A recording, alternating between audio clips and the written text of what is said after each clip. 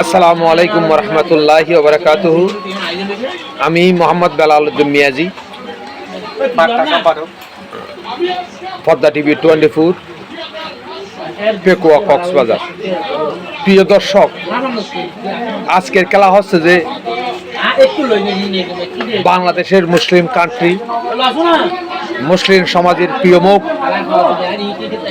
আমাদের এই খেলা সৌদি আরব বনাম স্পেনের মধ্যে তুমুল, অল্প কিছুক্ষণের মধ্যে তুমুল খেলা অনুষ্ঠিত হবে।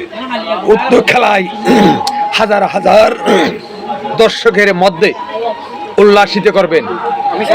আমরা চাই গত বিশ্বকাপের মতো এবং আর্জেন্টিনাকে দুটি গোলের মাধ্যমে সৌদি আরব, আমাদের সৌদি আরব এবং মুসলিম কান্ট্রির দেশ হিসাবে সৌদি আরব ছিনিয়ে আনছেন। আজকের সেই জয় হিসাবে স্পেনের বিরুদ্ধে